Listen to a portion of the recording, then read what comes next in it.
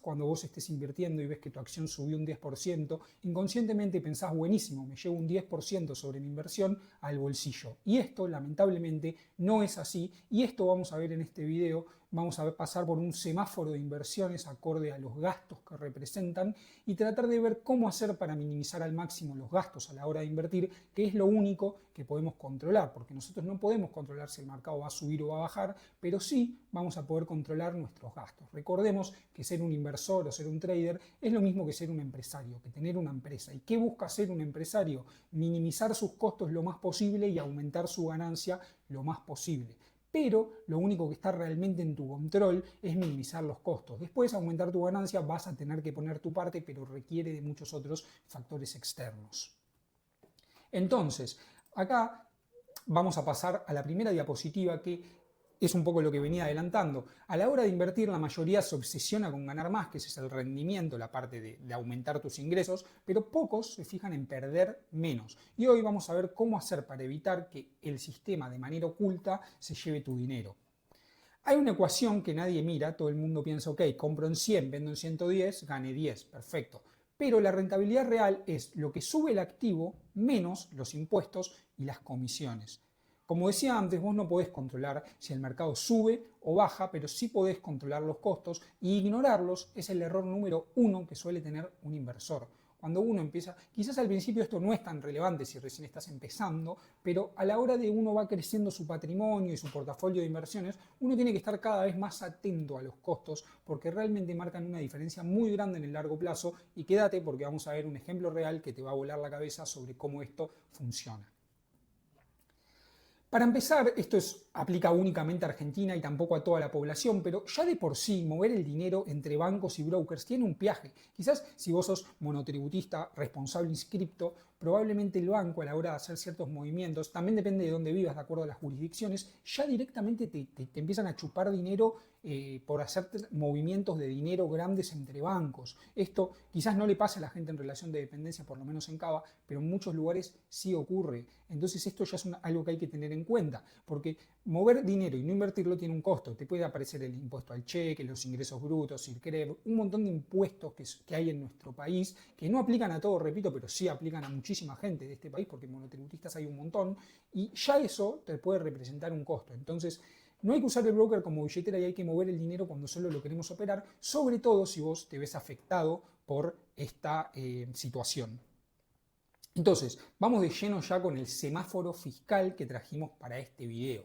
Vamos a empezar, por supuesto, con la luz verde, la eficiencia máxima, y vamos a ir viendo después, a medida que avanzamos en amarillo y rojo, distintos instrumentos que están justamente en amarillo y en rojo, así que quédate para ver si vos estás invirtiendo en alguno de ellos y qué podés hacer al respecto para minimizar al máximo tus costos.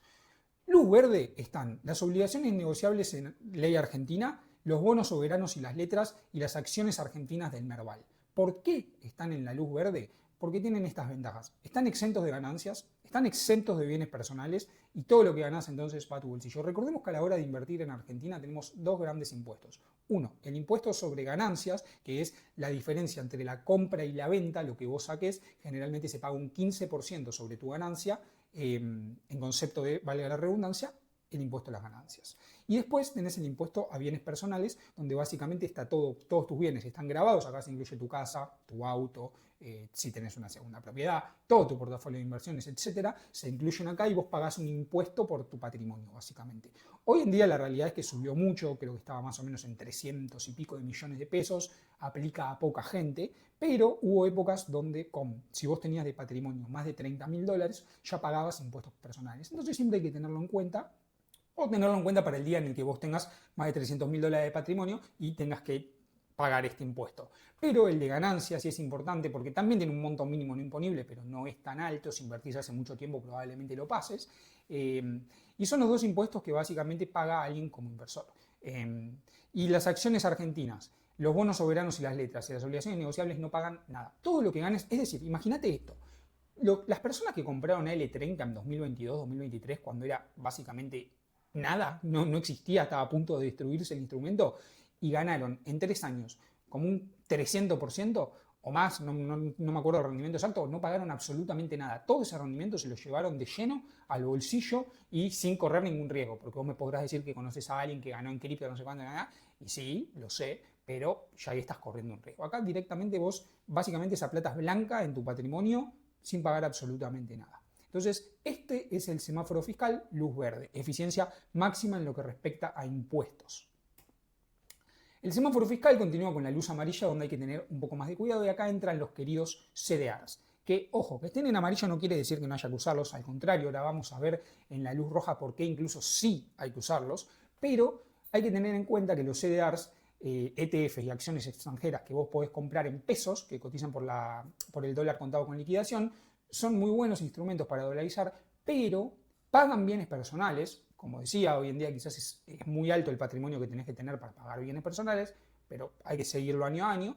Entonces suman a tu patrimonio a fin de año y vas a tener que pagar, si vos tenés $300.000 en CDRs, vas a tener que pagar un impuesto por eso, del 1 y pico por ciento es la alícuota. Y bueno, eso es, vos pensás que si ganaste un 7% ese año, un 1,5% se te va en este impuesto, sin contar las comisiones del broker, etcétera. Si tenés ganancia no realizada, no, pero si ganás, vas a tener que... No pagan impuesto a las ganancias, ahí casi me confundo. No pagan impuesto a las ganancias, eso sí está muy bueno. Entonces, si vos compras un CDR de Apple y sube un 30%, vos lo vendés y listo, te llevas ese 30% a tu bolsillo. Eso está bueno. Ahora, si vos lo estás manteniendo en cartera, podés pagar bienes personales por eso. Y acá lo que sí cambia es que los dividendos de estos CDRs pagan impuesto a las ganancias. Es decir, las acciones argentinas, si te pagan dividendos, aplican el semáforo verde y no pasa nada, pero los CDRs, los dividendos que te paguen, sí pagan impuesto a las ganancias. Pero bueno, obviamente, para tener una cantidad tan alta de dividendos que alcancen el monto mínimo no imponible, obviamente tenés que tener un patrimonio bastante grande, es difícil llegar, pero bueno, hay que tenerlo en cuenta para saber por qué está en amarillo, porque paga bienes personales y porque pagan, los dividendos pagan impuesto a las ganancias.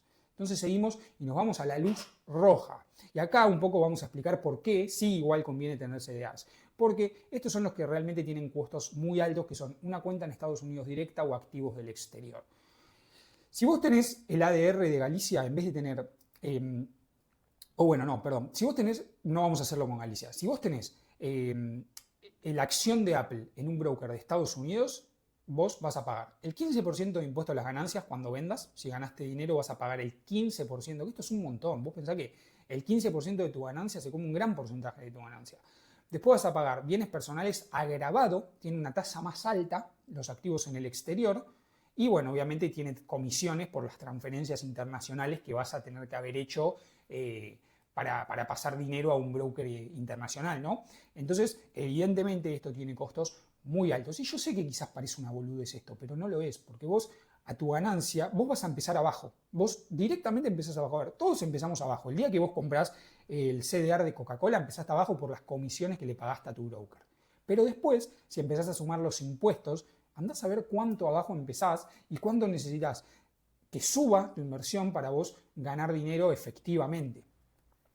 Como ven acá, esta es la parte de costos altos. Básicamente, no recomiendo para nada que si vos vivís en Argentina y no tenés un patrimonio súper alto, quizás si vos tenés un patrimonio muy alto, muy abultado, te da otra seguridad jurídica, es tener el dinero en Estados Unidos. Es una realidad que por algo los bonos ley extranjera suelen ser más caros, porque tenés otra seguridad jurídica estando en Estados Unidos comparado con Argentina, lamentablemente, pero tiene que ser un monto demasiado alto que justifique, como te digo, primero de todo las comisiones por transferir el dinero afuera, después pagar bienes personales agravados, 15% de impuesto a las ganancias sobre todo lo que compres y vendas si tengas una ganancia. Entonces es evidentemente la luz roja del semáforo. Así que ahora vamos a pasar a el impacto en 30 años con un ejemplo real de esto que estamos diciendo. Que fíjense, como se puede ver acá, estamos en un ejemplo donde hay una inversión inicial de $10.000 que rinde al 10% anual, el rendimiento promedio del S&P 500 en los últimos 100 años. Y vamos a ver la diferencia de no tener costos extras y tener un 2% de costos. Capaz pensé que debería decir un 10-15% de costos, un 2%. Un 2% de costos es algo que una persona promedio diría, bueno, no pasa nada, es un 2%, sí, a un asesor financiero que te quiere vender su servicio. Quizás hay asesores financieros que te cobran no solo la comisión sobre cada operación, sino que también te cobran porcentajes de ganancias. Entonces, quizás una persona dice, un 2% anual, no pasa nada. Bueno, acá estamos viendo que sí pasa, y pasa mucho. Esto es una inversión, como te digo, $10.000, 10 luquitas. Pones una vez, listo, te olvidas. En 30 años, si están al 10% anual, te debería quedar $175.000 redondeando de patrimonio. Con un 2% de costos, te van a quedar $100.000. No sé si se entiende esto. Un pequeño 2% anual se comió el 42% de tu capital final. Hagan la cuenta, pregúntenle al ChatGPT lo que quieran, invirtiendo $10.000 al 10% anual, sin costos, que igual obviamente, a ver, sin costos, para ningún costo no se puede, es imposible, porque tenés que pagar ciertas cosas, pero esto es un ejemplo para demostrar un punto. Pero si vos no tuvieses ningún costo, te van a quedar $174.500. En cambio, si vos tenés un simple 2% de costos, te va a quedar de capital final $100.000. A ver, nada mal de todas maneras, pero fíjate que es el 42% menos que la inversión con costos. Entonces, por favor, tener en cuenta los costos a la hora de invertir, sobre todo si te tomás esto en serio y pensás en el largo plazo. Vamos a ver otro caso, un caso real de Philip Morris, que es una empresa que quizás, si no la conoces, evidentemente seguro la conozcas por los cigarrillos, pero si no la conoces con su historia en la bolsa, es una empresa que rindió el 20% anual compuesto durante muchísimo tiempo. Y el escenario es ese, que rinde un 20% anual compuesto, pero gran parte de esa ganancia viene por los dividendos que paga. Entonces, los dividendos pagan impuesto a las ganancias. Además, sumás bienes personales todos los años. Tu costo total anual, aproximado más o menos, va a ser de un 2.25% entre los dividendos que te paga la empresa y pagan bienes personales, ganancias, y bienes personales que pagas todos los años por tener este activo en tu patrimonio. Y fijémonos que entonces el resultado a 30 años es que ese pequeño 2,25% anual se comió el 43% de tu ganancia final. Y vos, si hubieses tenido 30 años Philip Morris en cartera sin gastos, hubieses multiplicado tu capital por 237. Y ahora, solo, entre comillas, lo multiplicás por 134. O sea, podrías haber multiplicado tu capital 100 veces más. Y no lo hiciste por ese 2.25% de estos costos que aparecen al tener esta empresa y bueno, los impuestos que eso amerita, ¿no? Simplemente pagar bienes personales todos los años y pagar impuestos a las ganancias por los dividendos.